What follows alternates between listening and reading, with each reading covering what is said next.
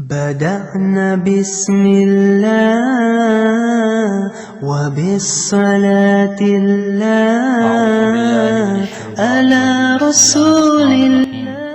ہم تیسرا چیپٹر پڑھ رہے ہیں اسوہ رسول اکرم صلی اللہ علیہ وسلم. اس میں سب سے پہلا ٹاپک ہم نے رحمت للعالمین کے عنوان سے پڑھا. اس کے بعد اخوت، اور آج ہم پڑھیں گے صبر و استقلال. صبر و استقلال کا لغوی معنی کیا ہے؟ صبر اور استقلال دونوں تقریباً ہم معنی لفظ ہیں، مترادف الفاظ ہیں.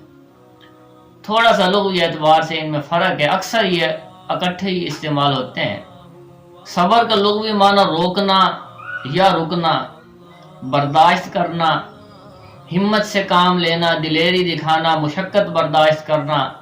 اور استقلال کا معنی لگے رہنا، مسلسل کرتے رہنا، ہمیشگی کے ساتھ کوئی کام کرنے کو استقلال کہا جاتا ہے. مستقل بھی اسی استقلال سے ہے.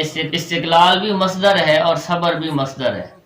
اور شرعی معنوں کے اندر اللہ تعالیٰ کی رضا کے لیے مصیبتیں برداشت کرنا، اور شرعی اصطلاح کے اندر صبر و استقلال سے مراد اللہ تعالیٰ کی رضا کے لیے ہر قسم کی مشقتوں اور تکلیفوں کو برداشت کرنا اور شکایت کا اظہار نہ کرنا. شرعی اصطلاح کے اندر صبر تین معنوں میں استعمال ہوتا ہے. سب سے پہلے معنی صبر علی الطاعات ہے، یعنی اللہ تعالیٰ کے احکامات کو پورا کرنے میں صبر کرنا، ہر حال کے اندر اللہ کے حکم کو پورا کرنا اور اپنی نفس کی خواہش کو روک لینا، اللہ کے حکم کو پورا کرنا صبر کہلاتا ہے. دوسرا معنی صبر عن المعاصی ہے، گناہوں سے رک جانا، اپنے آپ کو گناہوں سے روکنا، اللہ کی نافرمانیوں سے روکنا، اس کو صبر عن المعاصی کہا جاتا ہے. اور تیسرا معنی صبر علی المصائب ہے، یعنی مصیبتوں اور پریشانیوں پر، بیماریوں پر صبر کرنا، مصیبتوں، پریشانیوں اور بیماریوں کو برداشت کرنا. تو صبر ان تین معنوں میں استعمال ہوتا ہے شرعی اصطلاح کے اندر. اور استقلال حق بات پر، سچے دین پر، سچی بات پر مستقل مزاجی کے ساتھ لگے رہنا، ہمیشگی کے ساتھ لگے رہنے کو، اللہ تعالیٰ کے احکامات اور اللہ کے رسول صلی اللہ علیہ وسلم کی سنتوں پر ہمیشگی کے ساتھ مستقل مزاجی کے ساتھ عمل کرنے کو استقلال کہا جاتا ہے. استقلال استقامت کے معنی میں بھی آتا ہے، ایک بات پر ثابت قدم رہنا. تو قرآن و حدیث کے اندر صبر کی ان تینوں قسموں کے بڑے فضائل آئے ہیں. اللہ تعالیٰ نے صبر کرنے والوں کو بڑے انعامات سے نوازا ہے اور بڑے انعام دینے کی خوشخبریاں سنائی ہیں. اللہ تعالیٰ قرآن کریم میں فرما رہے ہیں وَبَشِّرِ الصَّابِرِينَ، اور صبر کرنے والوں کو خوشخبریاں سنا دو. وَاللَّهُ يُحِبُّ الصَّابِرِينَ، اور اللہ صبر کرنے والوں کو پسند کرتا ہے. یا ایھا الذین آمنوا استعینوا بالصبر والصلاۃ، اے ایمان والو اللہ کی مدد حاصل کرو صبر کے ساتھ اور نماز کے ساتھ. نماز بھی صبر کے معنی میں داخل ہے، کیونکہ نماز صبر علی الطاعات میں شامل ہے، اللہ کے حکم پر صبر کرنے میں. لیکن چونکہ نماز بھی ہمیں صبر سکھاتی ہے، اس وجہ سے اللہ نے خصوصیت کے ساتھ اس آیت کے اندر صبر کے ساتھ نماز کو بھی بیان کیا کہ جب آدمی پابندی کے ساتھ نماز پڑھتا ہے، گرمی میں، سردی میں، سفر میں، حضر میں، بیماری میں، صحت میں، ہر حال میں نماز پڑھتا ہے، تو یہ صبر علی الطاعات سکھا رہی ہے کہ ہر حال میں اللہ کے حکم پر ڈٹ جانا اور اپنی خواہش کو چھوڑ دینا، اپنی مرضی کو چھوڑ دینا. اسی طرح نماز کی جب نیت باندھی جاتی ہے تو اللہ اکبر کہہ کے ہاتھ باندھ لیے، اب دنیا کا کوئی خیال نہیں ہے، اللہ کی طرف متوجہ ہے، دھیان کے ساتھ نماز پڑھی جا رہی ہے، اور حلال چیزوں کو نماز کے اندر چھوڑ دیا جاتا ہے. نماز کے علاوہ حالت کے اندر ہم کھا پی سکتے ہیں، دائیں بائیں دیکھ سکتے ہیں اور دنیا کی باتیں کر سکتے ہیں، لیکن نماز کے اندر ہم کچھ کھا پی نہیں سکتے ہیں، دائیں بائیں دیکھ نہیں سکتے ہیں، چل نہیں سکتے ہیں جب تک نماز مکمل نہ ہو. پوری توجہ کے ساتھ نماز پڑھی جاتی ہے.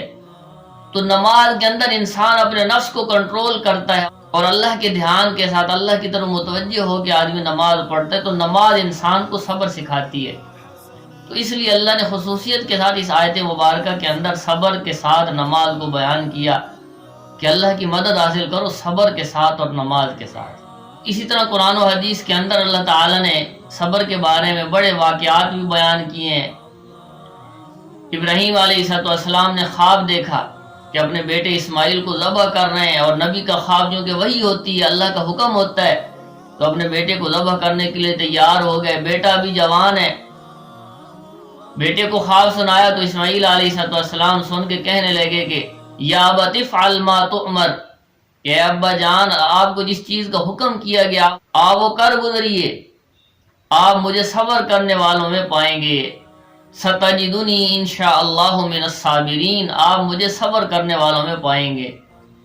اسی طرح احادیث مبارکہ کے اندر بڑی کثرت سے صبر کے فضائل آئے ہیں۔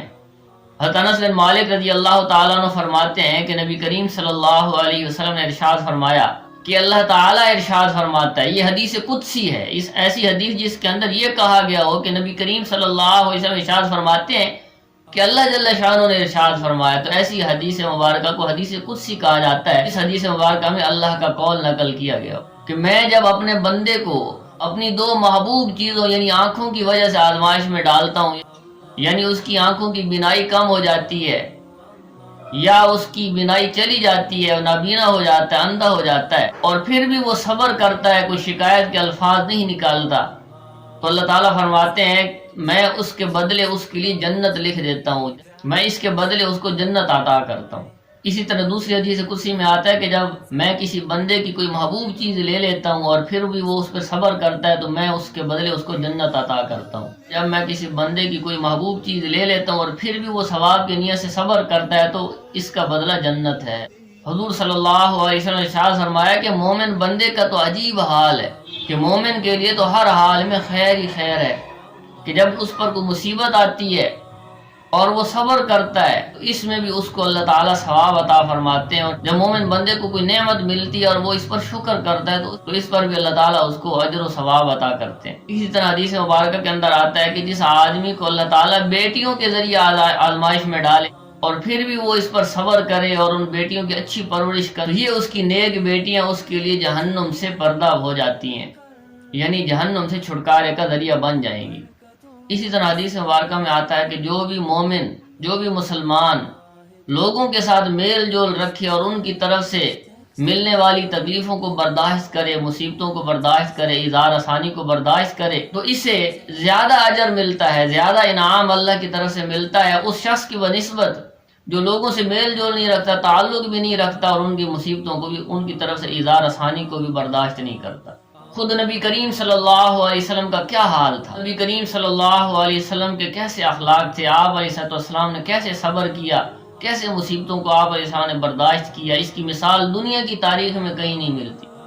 وہ عرب جو آپ سے محبت کرتے تھے، وہ آپ کے خاندان کے لوگ، وہ مکہ والے جو آپ کو صادق اور امین کہتے تھے، آپ علیہ السلام کے سچا ہونے کو مانتے تھے، آپ علیہ السلام کے امانت دار ہونے کو مانتے تھے، اپنے فیصلے آپ علیہ السلام سے کرواتے تھے، لیکن جب آپ علیہ السلام نے نبوت کا اعلان کیا، لوگوں کو ایک خدا واحد کی طرف بلایا، اللہ کی وحدانیت کی دعوت دی، توحید کی دعوت دی، تو یہ لوگ آپ کے مخالف ہو گئے، کوئی آپ کو کاہن کہہ رہا ہے، کوئی آپ کو جادوگر کہہ رہا ہے، لیکن آپ علیہ السلام نے ان تمام چیزوں کو برداشت کیا اور مستقل مزاجی کے ساتھ دین کے کام میں لگے رہے، دعوت کے کام میں لگے رہے۔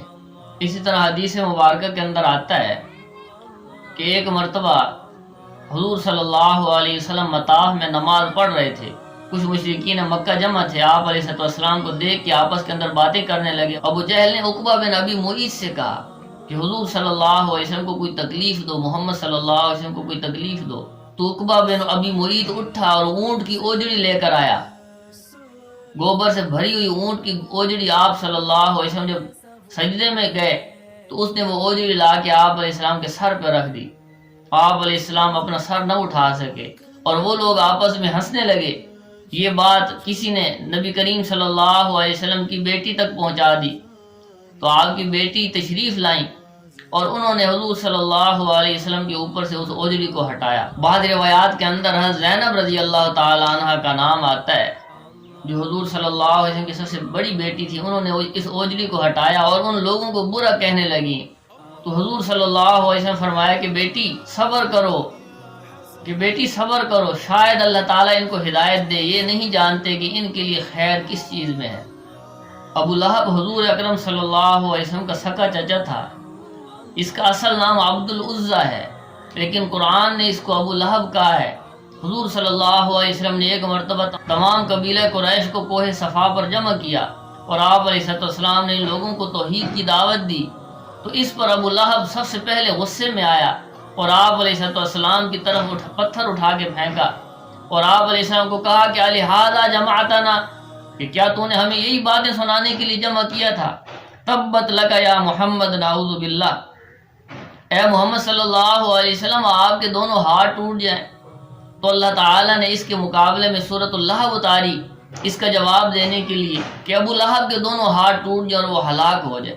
اسی طرح ابو لہب کی بیوی ام جمیل بھی حضور صلی اللہ علیہ وسلم کو تکلیف پہنچاتی تھی، حضور صلی اللہ علیہ وسلم کی مخالفت کرنے میں ابو لہب کے ساتھ شریک رہتی تھی۔ آپ علیہ السلام جس راستے سے گزرتے تھے اس راستے کے اندر کانٹے بچھاتی تھی اور حضور صلی اللہ علیہ وسلم کو فقیری کی غربت کے طعنے دیا کرتی تھی۔ تو قرآن کریم نے سورہ لہب کے اندر اس ام جمیل کا بھی انجام بیان کیا ہے، سیصلی نارا ذات لہب وامرأتہ حمالۃ الحطب، کہ ابو لہب بھی جہنم کی آگ میں جلے گا اور ام جمیل بھی جہنم میں جائے گی، اس کی بیوی ہے۔ وامرأتہ سے مراد یہاں ام جمیل ہے جو اس کی بیوی تھی۔ اسی طرح آپ علیہ السلام کے ساتھ جب مقاطع کیا گیا، بائیکاٹ کیا گیا، 3 سال تک شیب ابی طالب کی گھاٹی کے اندر حضور صلی اللہ علیہ وسلم محصور رہے۔ وہ 3 سال کا زمانہ بھی بڑی مشقتوں کا زمانہ تھا۔ حضور صلی اللہ علیہ وسلم دیکھ رہے ہیں کہ آپ کے چاہنے والے، آپ کے پیارے آپ کے ساتھ ہیں، جو بھوک پیاس برداشت کر رہے ہیں، فقر و فاقہ برداشت کر رہے ہیں، مصیبتیں اٹھا رہے ہیں، پتے چبا کر جو ہے وہ زندگی گزاری جا رہی ہے، لیکن آپ علیہ السلام نے برداشت کیا، اپنے کام سے، اپنے امر دعوت سے پیچھے نہیں ہٹے، دین کے کام سے پیچھے نہیں ہٹے۔ تو 3 سال ان مصیبتوں کو برداشت کرنے کے بعد سن 10 نبوی کے اندر اللہ تعالیٰ نے اس مقاطع سے نجات عطا فرمائی، چھٹکارا عطا فرمایا۔ 10 نبوی میں جب شیب ابی طالب کی مصیبتوں سے جان چھوٹی تو اس 10ویں سال میں حضور صلی اللہ علیہ وسلم کے 2 چاہنے والوں کا وصال ہوا۔ خدیجہ الکبریٰ رضی اللہ تعالیٰ نے جو حضور صلی اللہ علیہ وسلم کی سب سے پہلی زوجہ محترمہ ہے اور آپ علیہ السلام کا ساتھ دیا، آپ علیہ السلام پر اپنا مال خرچ کیا، اور آپ علیہ السلام کی اولاد حضرت خدیجہ الکبریٰ رضی اللہ تعالیٰ عنہ ہی سے ہے۔ حضرت خدیجہ الکبریٰ رضی اللہ تعالیٰ عنہ کا اس سال وصال ہوا۔ جب شیب ابی طالب کے مصائب سے جان چھوٹی تو آپ علیہ السلام کے 2 چاہنے والے لوگوں کا انتقال ہوا۔ سب سے پہلے ابو طالب حضور صلی اللہ علیہ وسلم کے چچا ہیں، آپ علیہ السلام کو بڑے محبوب تھے، اگرچہ مسلمان نہیں ہوئے تھے لیکن حضور صلی اللہ علیہ وسلم کا ساتھ دیتے تھے، اور کفار ابو طالب کے رعب کی وجہ سے حضور صلی اللہ علیہ وسلم کو زیادہ نقصان اور تکلیف نہیں پہنچا سکتے تھے۔ تو اس سال ابو طالب کا انتقال ہوا، اور اس کے بعد حضرت خدیجہ الکبریٰ رضی اللہ تعالیٰ عنہ جو حضور علیہ السلام کی زوجہ محترمہ ہیں ان کا انتقال ہوا۔ تو آپ علیہ السلام نے غم کی وجہ سے اس سال کو عام الحزن کا نام دیا، غم کا سال۔ تو حضور صلی اللہ علیہ وسلم خود بھی صبر کا پیکر تھے، امت کو صبر سکھایا۔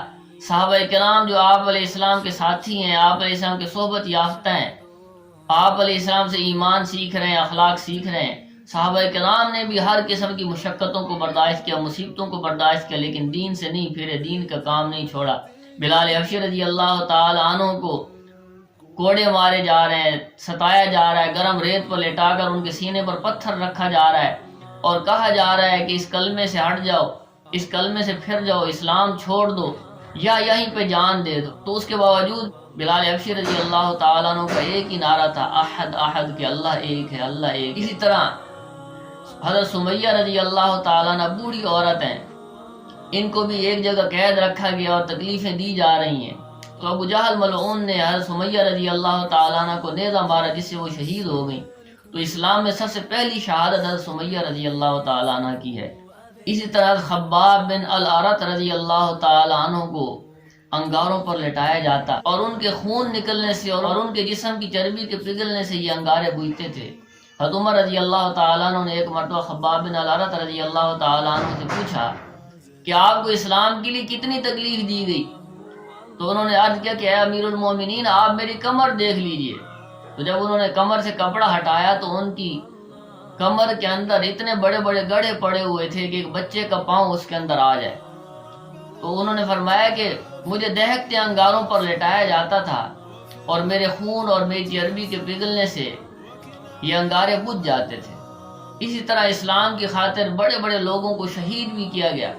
حضرت امیر حمزہ رضی اللہ تعالیٰ عنہ کو غزوہ احد کے اندر بڑی بے دردی سے شہید کیا گیا۔ اسی طرح دین کی خاطر حضرت امام حسین رضی اللہ تعالیٰ عنہ کا کربلا کے میدان کے اندر شہید ہو جانا اور حق سے پیچھے نہ ہٹنا، یہ صبر کی بڑی مثالیں ہیں۔